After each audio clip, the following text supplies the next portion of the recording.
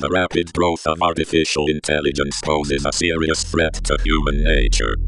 With the development of many new AI-powered tools and systems, we must ask ourselves, what are we sacrificing for the sake of convenience?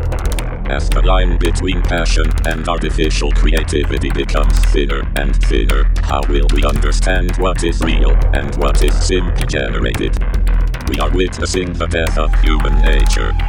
We are reaching a point of forcibly facing the reality that is. Maybe the damnation of a World Wide Web is the first step to becoming human again. This is the Darkout Protocol.